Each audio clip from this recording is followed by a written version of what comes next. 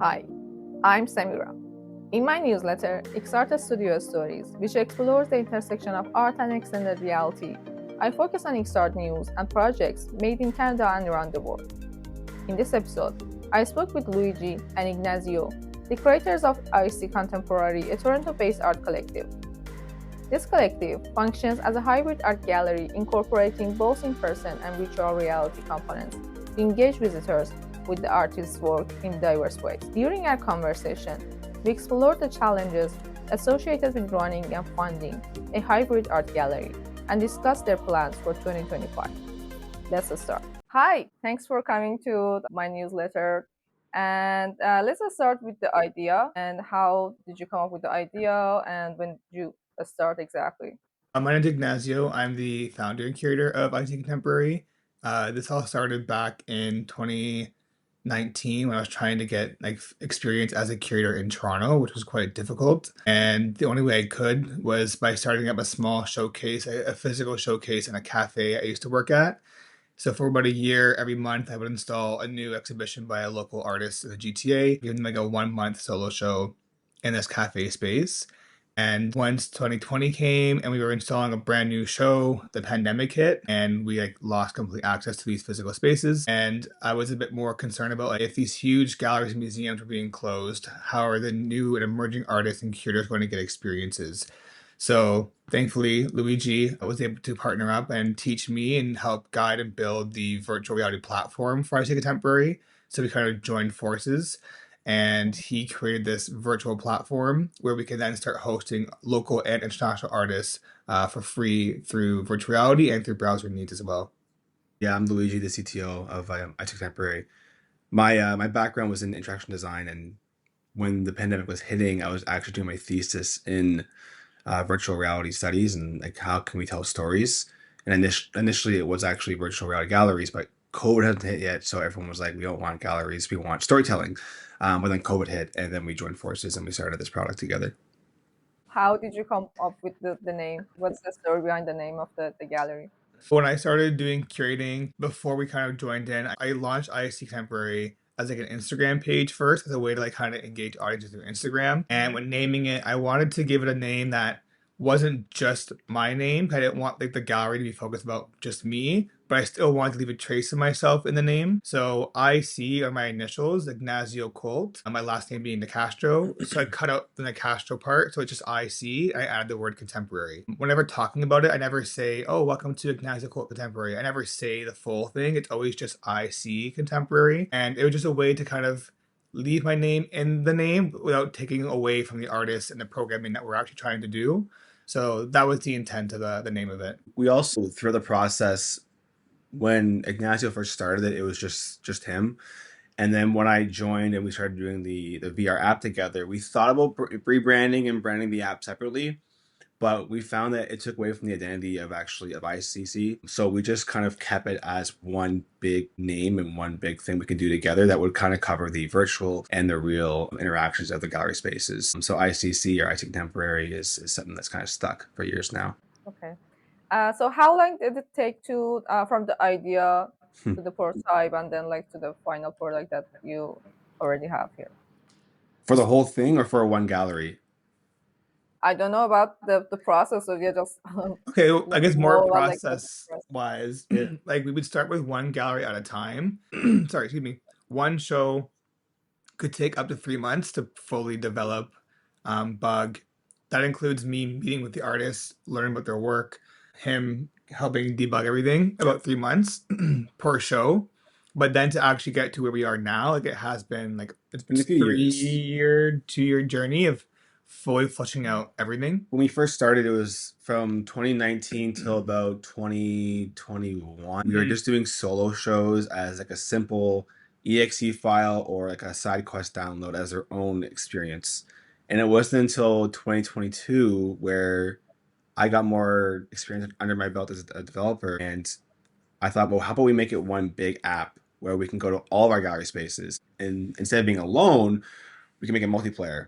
So we built it as one big social cross-platform program where you can go on your VR headset, you can go on your Windows or Mac computer, and you can go through all these galleries together. So that was between 2022 2023. That was one big year of just rebuilding and recreating that whole network. And then 2023 up until even this year, we had one this year as well, was adding more shows and collaborating with other artists around the world to bring more to our space. And one thing I want to add too is up until 2023, it was strictly all just like virtual reality exhibitions. So they were bespoke galleries. They were never like recreated from physical experiences. But then in 2023, we started to receive more funding to do in-person exhibitions. So then we started to redevelop and build new virtual exhibitions based off of our physical exhibitions. So it unlocked this new hybrid programming where if you're here in Toronto, you could experience the physical show. But if you aren't here in Toronto or you just couldn't make it to our show, now we have the virtual reality version available as well. So we're trying to continue that method of every new show we build, we try to build the virtual reality version if we can find the funding and support for it. Yeah. Oh, okay. So how did you get your first agreement, like your first gallery? It was like your artwork, or no, you found someone that was interested in trying that? The very first one was the artist who was installed at the cafe in 2020. Right when we installed her show, like literally it was March 10th or March 12th, and then March 14th was the closure. So she had 2 days of being shown, and then we shut down. So she quickly agreed when we pitched the idea to build it into virtual reality, and that was our first one. And we, because we're very close with the artists and we've established very strong community ties, we were able to say, you know, we aren't getting paid for this. We can't pay you for this. It's completely new. It's experimental. Like, do you want to Yeah. take this risk with us? And that's how we kind of first got into it. And once we got the hang of it, then Yeah. we did a call for artists. So every year I also do like a group queer exhibition to highlight queer artists in Toronto or across the globe. So our first launch was Queer Identities, I'm pretty sure. Yeah, I believe so. Yeah. And that was a 6 artist group show. I paid them a very small honorarium of like $50 each, just to say, hey, we're still experimenting, we're still trying it out. Are you interested? And we got artists from here in Toronto, we got Montreal, we had California. So we already started to expand globally. And at that point, when we realized it was a tangible and doable project, I started to do more research on other artists who I wanted to work with. And I can't remember how I found Ellie, but Ellie Heise is a Calgary-based artist from Medicine Hat.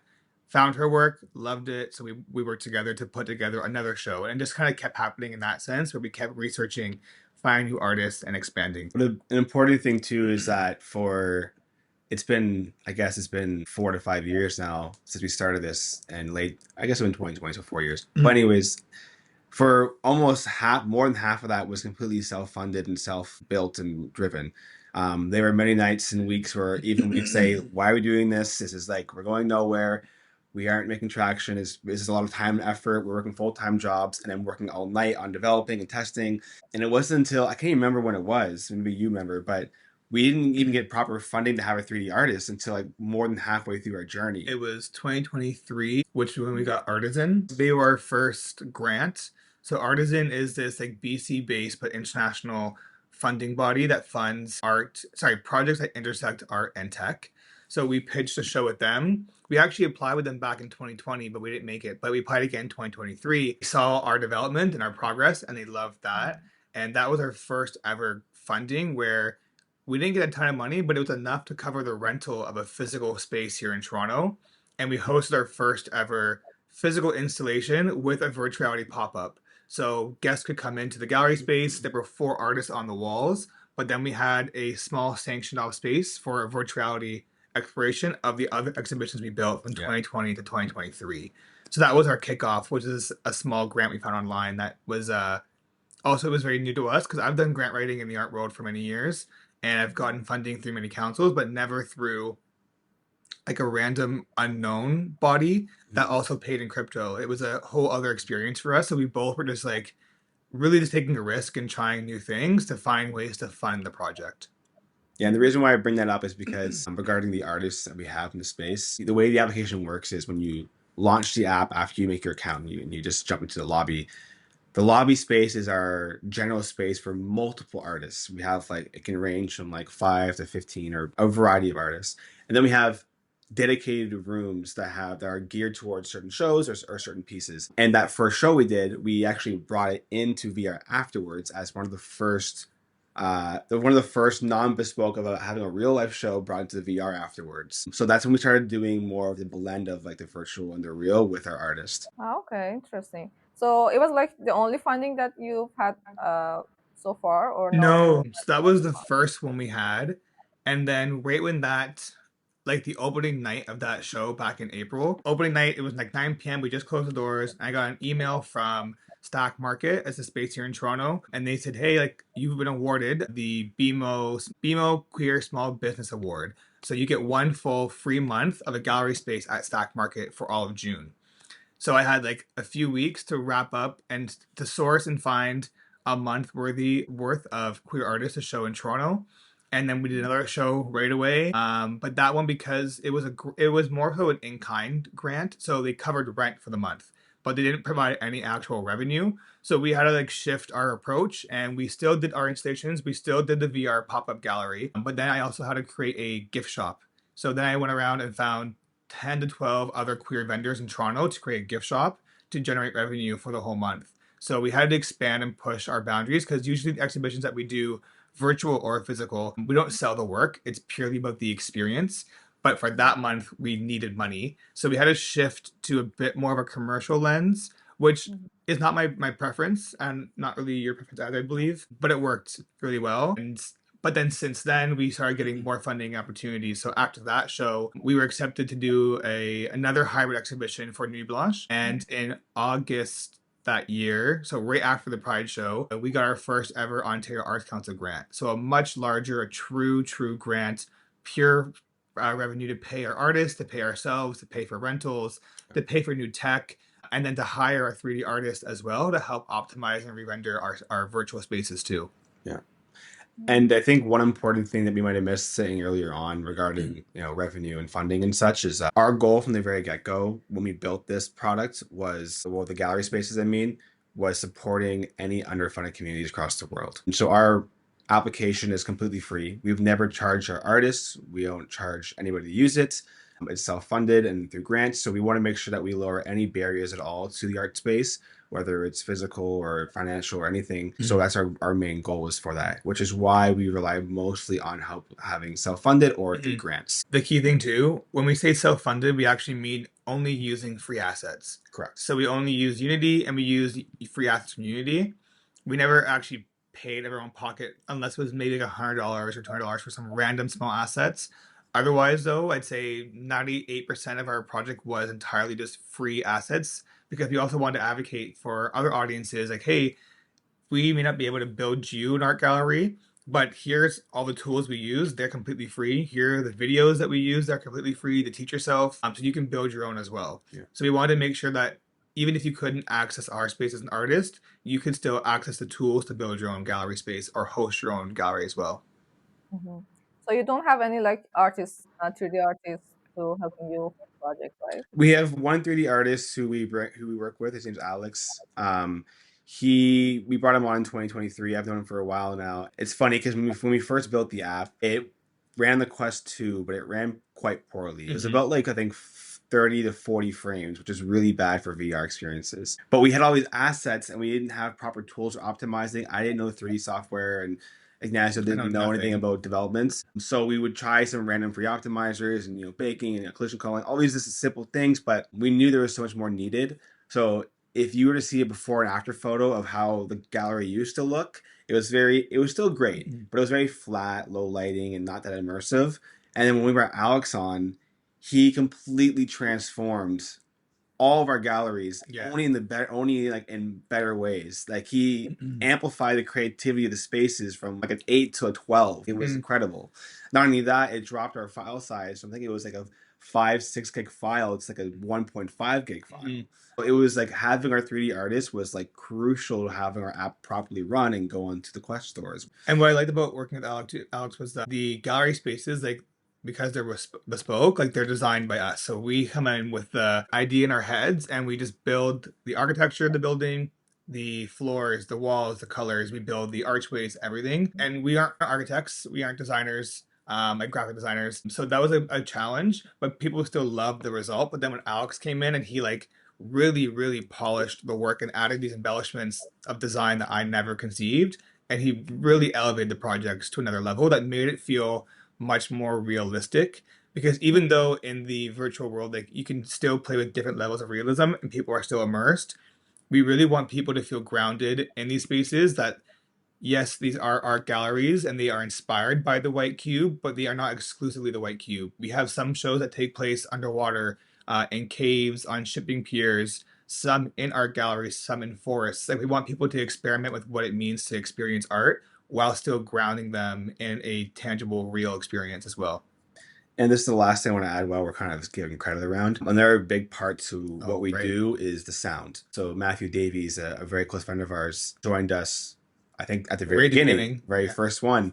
And thankfully, he doesn't charge us because it's kind of a group effort on this one. But his soundscapes that he composes and the audio he brings to our spaces also brings it to a next level.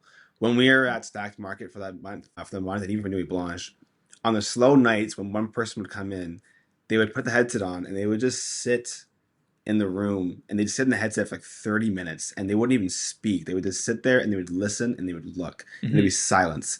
And some people would think that's a bad thing because you want to see a reaction. But like for us, that was the reaction we wanted to invoke, which was like being lost in the gallery. So when you couple the soundscape, the spaces, the interactions, and then having the actual artwork in there, it created the experience for users that we really wanted. So yeah, somehow mentioned the answer of questions that I had, like the challenges of the development. So yeah, I think so far we talked about the 3D part, the sound part. What are the other challenges that you face for the development of the project? There's one thing that I really love that we do that can be a bit of a challenge because it's a expectation we can't expect from people. But another element of the gallery spaces is that we want audiences to feel connected to the artist directly. So typically, if you go to an art gallery, there's a tour guide who can like walk you through a show. But for ours, there's no one available immediately to walk you through a show. So what we did, or we tried to do, is we asked all the artists to not only send us like their write ups about their artwork, their explanations, but to also send us their recordings of their own voices of their writing. So when you as a guest walk into the gallery, you can interact and the artist will speak to you about their work. The challenge sometimes is getting that recording from the artist because we can't obviously pay a ton of money for their time or their labor. A lot of us, myself included, we don't like to hear our own voices. So it's also a bit of an awkward like ask. That's like in more the a very small difficulty, but in the larger scale difficulties for myself primarily is that because I don't come from a background in tech and VR, it's really hard for me to grapple how to build these at a proper format, how to optimize. Like I make a mess every single time, every time. So pretty much the way I've gone ahead and decided for us is that I will go in and make it look pretty, and then he has to make it work, essentially. There were a lot of days where, so I taught Ignazio how to use Unity and how to push his commits to GitHub and everything. And there are days where I'd be like, I would walk downstairs. I'm like, you just like ruined the whole repo. You didn't build. Like I was so frustrated, but it wasn't that bad. Honestly, helping him wasn't a big challenge for me. The biggest challenge for me was the cross-platform networked interactions. I've worked in previous projects before, even other art gallery applications where we did cross-platform and such, but those were pre-existing that I kind of worked on top of. This is one of the first ones where I chose to use a new networking solution, so we used Normcore for ours, and also building it from the ground up. And also, like back in 2019 to 2022, I'd say there weren't a lot of documentation on even using Normcore or virtual reality tutorials. Today, you could probably build your own VR art gallery in not even a week, right? There's so much resource online. But learning how to do cross-platform, especially as somebody who I didn't go to school for coding or for game dev. My background was in interaction design, so it was all self-taught. So just honestly, the learning curve of self-developing was the biggest thing, especially when it came to networking. So that was probably my biggest challenge. Oh, okay, interesting. So how did you get the first attentions to the gallery? So you kind of make sure that the artist is happy with the result and you have the good gallery. But after that, so how did you get the attention from the galleries or from other visitors to come to your VR experience? What we do since I'd say 2023, we've picked up a lot more traction of in-person shows than virtual shows. And every single in-person show we do, we bring the headsets. And every single time we have lineups. For Nuit Blanche, for instance, Nuit Blanche went from 7 p.m. to 7 a.m. And I started my VR tours at 7 p.m. and we had a lineup that did not stop until about 3:30 in the morning. And it was just me nonstop. So we had hundreds of people just jumping in wanting to try it out. At the same time, Ignazio was facilitating the in-person exhibit, which had about what, 3 rooms, I think it was. One, two, 3 rooms, three yeah. rooms. So we had a wild amount of people doing both in person and virtual all at the same time. So we've noticed that every show we do now, the virtual reality component is now become, and this was always the goal. It was never meant to replace the art gallery experience; it's more to be an extension. And now every virtual show or every in-person show we do, we bring the headsets because it just adds the next level of engagement for our audience at these shows. So like when it comes to our online platform, we don't have like a lot of traction on the online application. But again, that wasn't really our goal. Our goal was to just spread awareness and get things kind of get the ball rolling on these. And I feel like we've kind of accomplished that, especially this year alone. We've done so much. And a big thing that we haven't mentioned yet was so with Artisan, the company that helped us kind of get started, they also got us to Beyond Basel last year in Miami, where we were able to go and fly over to Miami and showcase our product at one of the biggest events of the year in the art space. And that was a huge, huge thing for us to kind of get the ball rolling. And that just was like just the bottom of the barrel. Like this year alone, we've done so much more in terms of the art space and showcasing. We've done even last year as well. Actually, we had talks at Unity. We were in Montreal for queer tech. We've done a bunch of things now with the spaces, and it's just kind of like it's no longer just engaging virtual. It's a virtual and in person for us. The hybrid model is very integral to the development of ITC, largely because access to the arts is a huge pillar of our programming. So that's why it's always free. But also for those who can't make it to these spaces, even if they can't get into a VR headset or can't afford a VR headset, we try to at least have like pre-recorded tours or just a ton of photos of the virtual spaces on our website. So even if you can't get in, you can at least watch a video and you can still experience the entire show. Like access to the arts is like the biggest priority for our programming. So how do you define the XR and art together? Do you think it's a like a trend or it's gonna like continue? Because you have the hybrid version, so I'm guessing you're not sure still that it's gonna like stay forever. So you have that the traditional way as well. Or how is it? I do think the hybrid's going to be consistent for us because we've never ever had like a down period at any of our shows. Like we've always had consistent demand for the VR component. People really love it. And because we still want to expand our programming across the globe, like we are at a point, even if we get to a point, it's so expensive shipping work and doing physical shows across the globe, but these virtual reality shows are doable. So, for example, in 2021 or 2022, actually had a guest curator and a guest artist, the curator being from Germany or New York, but she was studying in Germany, Mickey's winner. And then we had the artist Raphael Faber from Paris. And they did a show with us, like we hosted the show for them. And we could never afford to do that physically, Yeah. but virtually we could. And we actually hosted the opening in virtual reality. We were all in there together.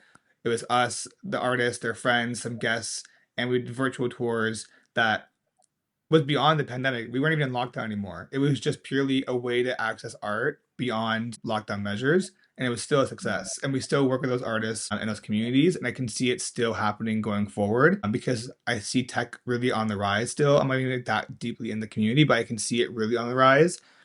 A lot of galleries and museums, more so galleries, are hesitant to add to their programming, mostly just due to a lack of understanding or access to knowledge. But it is getting bigger and bigger, and I see it becoming part of programming indefinitely. Okay. Luigi, what do you think? Do you want to add something? For me, I find that the digital and the physical are always there's going to be a strong demand for both. A lot of spaces that I've been going to, again, even like last week, we were in Miami again for Beyond Basel, but this year wasn't for virtual reality. It was more for interactive installments, right? And so for me, though, even though XR is a digital space, and even I guess mixed reality could be a blend, I don't really kind of keep them as two different things. To me, they're one definition, which is still going to be for us just an art experience. So whether it's physical, digital, if it's interactive pieces, that's kind of what we've been focusing on mostly. So not that I ever think that the XR side would ever die for us. It'll always be a part of what we do. But it also is like for a show like going to Miami, creating a fully interactive exhibit opposed to creating an XR exhibit.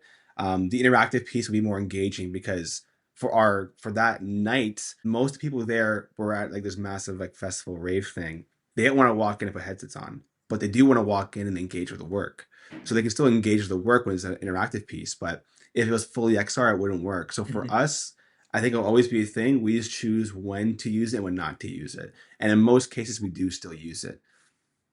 So I also saw on your website you have some features like the boss tours and like some virtual art gallery tours. Yeah. And so, what is the role of these features in your like business plan? Is it like a way Yeah. to get more attention or get more money? Like, how is it? So unfortunately, not money. Most of the programs are either free, or the only one that's not free is the art bus. But we also only charge $10 for that. But the way those programmings work, we have the virtual reality tours, we have the art bus, and we have Crafting Connections, which is a brand new workshop series we've launched. These are all community initiatives, so they're just ways to get the community involved with our programming beyond exhibitions. How can I get more people into our exhibitions, or how can I get more people involved in the arts beyond just coming to an art show? So for the virtuality tours, like we offer bringing the headset to other people's events. This year, the city of Mississauga actually hired us to build them a virtuality exhibition for International Women's Day, and we brought the our headsets and the exhibition to their International Women's Day conference and hosted free guided tours for them.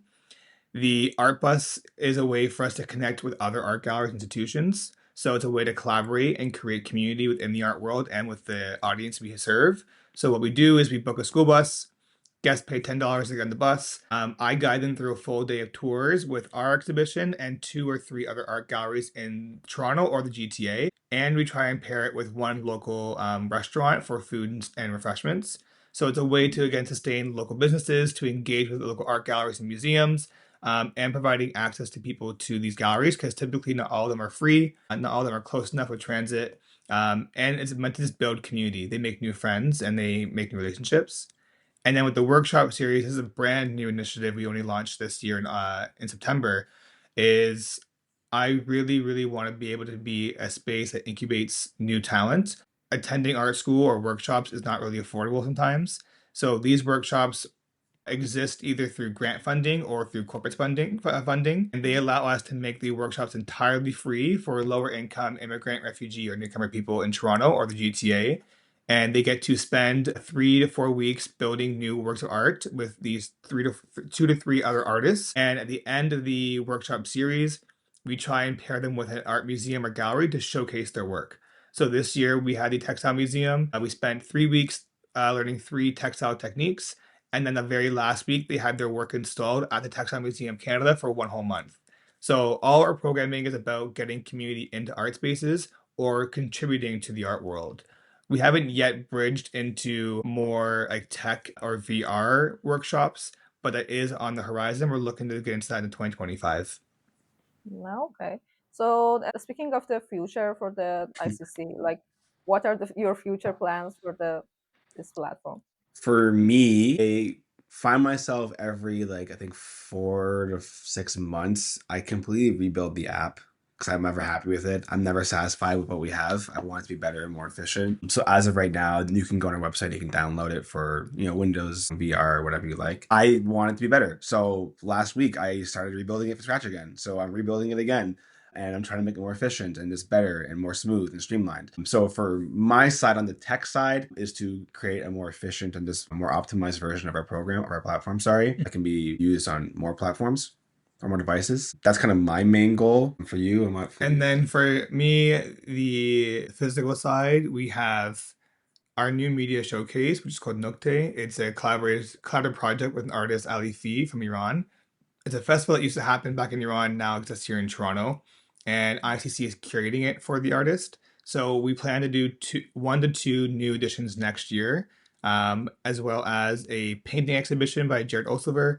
And if I have the time and the means, I want to do one extra exhibition on interactive sculpture work for 2025. But those are all grant dependent, sponsor dependent. We're still always actively working to find more means to fund the projects to ensure artists are paid, we're paid, everyone's compensated for their work. And each of those editions would come with, again, the virtuality tours with the art buses. And I would love to do 1 to 2 new crafting connections next year.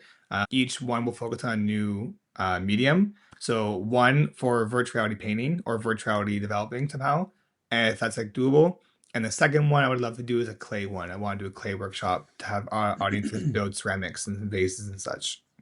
One thing as well that it's something that it's the idea we've danced around for years now, but we haven't really done it. But so our platform solely exists mostly for our exhibits and our artists and such that we find. You think of other platforms where users can go and they can create their own spaces, their own artwork and such. A goal of mine, and it was initially the goal of this year in January, but then this year got this really hectic and busy, so I didn't get a chance to do it. But it would be great to approach other galleries and offer them the same solution where we could help them lower their barriers for their audiences and help increase their audience expand. So it'd be really great in 2025 to collaborate with more galleries as well and kind of increase this level of interaction for these spaces. Again, that's more on the lower side of our priority though, because truth be told, like working a full-time job, both of us, and then running these gallery spaces and building them, it's a lot. Plus, you know, want to like live our life after work hours. And I think for the first from like 2020 to 2023, even this up until this year, January, was working like 2 to 3 jobs. It was just so busy and so hectic. So also having a break would be nice again. Even though we kind of had one this year, but it's never really ending really. So Okay. So, do you have any plans to collaborate with the VR companies like I don't know, Meta, or have you had the collaboration before? be amazing to do that for sure. I think for me, and this is probably something on my end where I kind of get over it, but like before I present and pitch things, I want it to be perfect. So I keep rebuilding it. So I think at one point I have to just stop rebuilding and just pitch and deliver. That would be really cool. We had thoughts about, you know, attending like Meta's hackathons or any other accelerator programs to do so. But again, it's a lot of work and effort. Like the amount of time and effort that Ignazio puts into his grants is can be weeks on weeks of time. So on top of that, to start meeting other companies and collaborating is a lot of work too. And I think right now we're in a spot where we're kind of happy with how things are going, that we aren't really looking for that in this moment. But of course, if the opportunity were to arise of where someone wanted to partner or help fund, we would look into it for sure. Now, what are the two challenges that you think that XR and art are kind of facing right now that it doesn't let them to grow? For me, the first challenge I think of, and this is actually the same argument I got back in 2019, is a lot of people, before they go in the headset, they're like, why would I want to go in the headset and see art when I can see art in real life? And it's actually a mistake I make a lot is where I say, well, it's real versus digital. But Ignacio always says, well, both are real. They're both real pieces of art. They're both real experiences, right? There's physical and there's digital. So a lot of people can be resistant to going into XR to experience art or anything really for the first time. But once you get them in there, their whole perception changes. So I think the biggest challenge that we face is, I wouldn't say convincing the audience, but getting them just to kind of give it a shot.